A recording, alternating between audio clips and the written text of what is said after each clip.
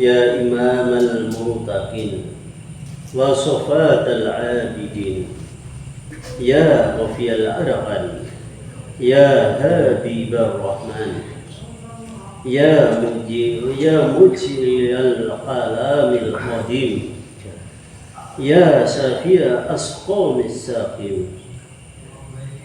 بسم الله الرحمن الرحيم ألا إن أولياء الله لا خوف عليهم ولا هم يحزنون الذين آمنوا وكانوا يتقون لهم البشرى في الحياة الدنيا وفي الآخرة لا تبديل لكلمات الله ذلك هو الفوز العظيم بسم الله الرحمن الرحيم الحمد لله رب العالمين والعاقبة للمتقين ولا عدوان إلا على الظالمين والصلاة والسلام على سيدنا محمد وعلى آله وصحبه أجمعين أما بعد. Dengan menyebut nama Allah yang Maha Pengasih, Maha Penyayang. Puji bagi Allah pencipta semesta alam. Sholawat serta salam semoga dilimpahkan kepada junjungan kita Nabi Muhammad sallallahu alaihi wasallam beserta keluarganya, sahabatnya serta aulia Allah dan para pengikutnya sampai hari akhir.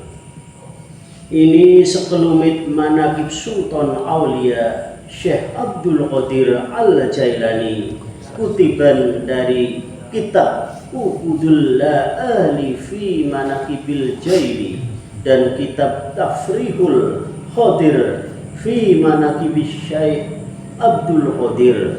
Semoga dengan dibacakan manaqib ini Allah Subhanahu wa taala melimpahkan keberkahannya kepada kita sekalian. Amin. Terutama kepada Sohibul Hajat, Bapak Kiai Ibu Rahman Gunawan ya, dimudahkan rezeki yang halal, dijauhkan dari malapetaka dunia dan akhirat, diterima segala niat dan maksud kita, dimudahkan urusan kita yang berhubungan dengan dunia dan akhirat.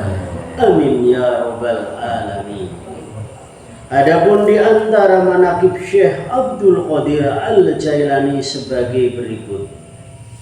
Manqabah ke-8, berlaku benar adalah dasar hidup Syekh Abdul Qadir. Diriwayatkan Syekh Abdul Qadir ditanya oleh seorang ikhwan, apakah pedoman dalam pandangan hidup beramal? Al-Sayyidik wahma hadibtu qadku. Beliau menjawab, bagiku wajib benar, pantang untuk berdusta. Diriwayatkan pada waktu Syekh menginjak usia muda belia, berusia 18 tahun, pada suatu hari, yaitu hari Arafah, bagi kaum muslimin yang baik yang naik haji atau sehari sebelum Lidul Adha, beliau pergi ke padang rumput mengembalakan seekor unta.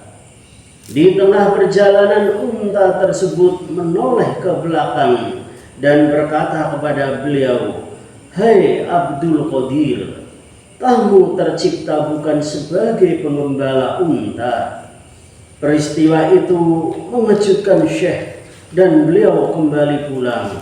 Sekembali di rumahnya, beliau naik ke atap rumahnya dan dengan mata batinnya beliau melihat suatu majelis yang amat besar di Arafah.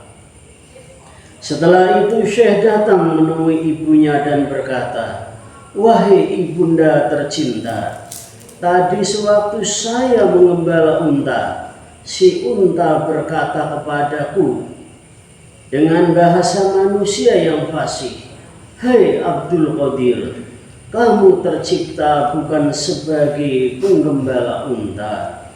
Karenanya bila Bunda mengizinkan, saya ingin mesantren ke negeri Baghdad seperti telah diketahui umum. Pada waktu itu Baghdad telah pusat pengetahuan agama Islam. Ketika ibunya mendengar permohonan putranya, maka keluarlah air matanya, mengingat ia sudah tua dan suaminya, yakni Ahyanda Syekh Abdul Qadir, sudah lama meninggal dunia. Timbul pertanyaan di hati sang bunda, apakah aku akan bertemu lagi dengan putraku tercinta? Akan tetapi karena sang ibu adalah seorang wanita yang bersih hati, maka ia tidak menghalangi niat mulia sang putra. Lalu sang ibu berkata, baiklah wahai anakku, bila memang tekadmu sudah bulat, ibu mengizinkanmu mesantren ke Baghdad. Ini ibu sudah mempersiapkan uang 40 dinar yang ibu jahit dalam bajumu, persis di bawah ketiak bajumu. Uang ini adalah peninggalan almarhum ayahmu. Namun sebelum berpisah, ibu ingin agar kau berjanji pada ibu agar jangan pernah kau berdusta dalam segala keadaan. Syekh Abdul Qadir pun mempersembahkan janjinya pada sang ibunda. Saya berjanji untuk selalu berkata benar dalam segala keadaan, wahai ibunda. Kemudian berpisahlah ibu dan anak tersebut dengan hati yang amat berat. Setelah beberapa hari kafilah berangkat dan Syekh Abdul Qadir turut pula di dalamnya, berjalan dengan selamat. Maka tatkala kafilah itu hampir memasuki kota Baghdad, di suatu tempat Hemdan namanya, tiba-tiba datang segerombolan perampok. 60 orang penyamun berkuda merampok kafilah itu habis-habisan. Semua perampok tadi tidak ada yang memperdulikan, menganiaya atau bersikap bengis kepada Syekh Abdul Qadir, karena beliau nampak begitu sederhana dan miskin. Mereka berprasangka bahwa pemuda itu tidak punya apa-apa. Kemudian ada salah seorang penyamun datang bertanya, "Hei anak muda, apa yang kau punyai?" Kemudian Syekh menjawab, "Saya punya uang 40 dinar. Tampang gembel gini ngaku kaya. Dasar," hardik si penyamun sambil ngeloyor pergi. Lalu si penyamun menghadap kepala rampok sambil mengadu, "Wahai ketua, tadi ada pemuda miskin, ia mengaku mempunyai 40 dinar. Namun tidak ada satupun yang percaya. Dasar bodoh, bukannya kalian buktikan, malah dibiarkan. Bawa pemuda itu ke sini." Bentak si kepala rampok pada anak buahnya. Lalu Syekh dihadapkan kepada pimpinan rampok dan ditanya oleh ketua rampok, "Hai anak muda, apa yang kau punyai?" Syekh Abdul Qadir menjawab, "Sudah kubilang dari tadi bahwa aku mempunyai 40 dinar emas dijahit oleh ibuku di bawah ketiak bajuku. Kalau kalian tidak percaya, biar kubuktikan." Lalu Syekh membuka bajunya dan mengiris kantong di bawah ketiak bajunya dan sekaligus menghitung uang sejumlah 40 dinar tadi. Melihat uang sebanyak itu, sang kepala penyamun bukannya bergembira, tapi malah diam terpersona sejenak. Lalu bertanya pada Syekh, "Anak muda, orang lain jangankan punya 1 sen pun, kalau belum dipukul belum mau menyerahkan? Kenapa kamu yang punya uang sebanyak ini justru selalu jujur kalau ditanya? Syekh menjawab dengan tenang, aku telah berjanji pada ibuku untuk jujur dan tidak dusta dalam keadaan apapun. Jika aku berbohong, maka tidak bermakna upayaku menimba ilmu agama. Mendengar jawaban itu, sang kepala penyamun tadi bercucuranlah air matanya dan jatuh terduduk di kaki Syekh Abdul Qadir sambil berkata, dalam keadaan segawat ini kau tidak berani melanggar janji pada ibumu. Betapa hinanya kami yang selama ini melanggar perintah Tuhan. Sekarang saksikan di hadapanmu bahwa kami bertobat dari pekerjaan hina ini. Kemudian kepala perampok tadi dan anak buahnya mengembalikan semua barang-barang hasil rampokan kepada kafilah. Perjalanan dilanjutkan sampai Baghdad. Anak buah perampok semua mengikuti jejak langkah pemimpinnya.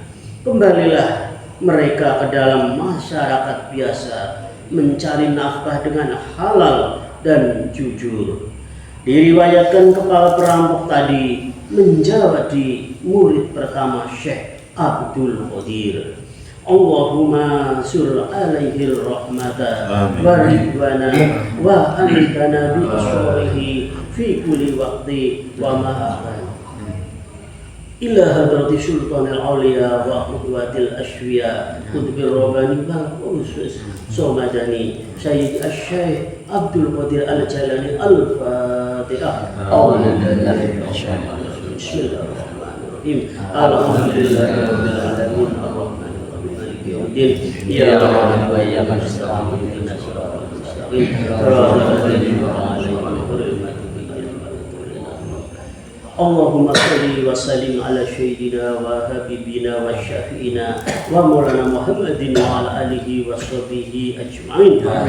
Amin. Allahumma bi asma'ikal husna wa bi asma'ikal nabiyyikal mustafa wa bi asma'ikal waliyakal Abdul Qadir mustajaba tira qulubana min kulli wa syafi'i yubina aw musyahadatika wa ahiratika wa amina ala sunnati wal jama'ati wa syarih biha sudurana wa yasir biha umurana wa bari biha humumana wa syafi biha humumana wa biha dunubana wa dadi biha duyudana wa asri biha awalana wa bali biha imanana wa taqbal biha taubatana wa sil biha haubatana wa usul biha hujjatana waj'alna biha minal mutabi'ina li syariati nabiyyikal mustasifina bi mahabatihil mutadin biyadihi wa siratihi wa tafana biha ala sunatihi wa la tamrina wa syafiatihi wa syurna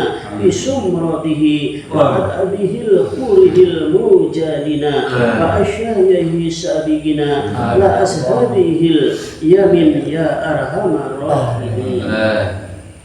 Wassalamualaikum warahmatullahi wabarakatuh. Waalaikumsalam warahmatullahi wabarakatuh.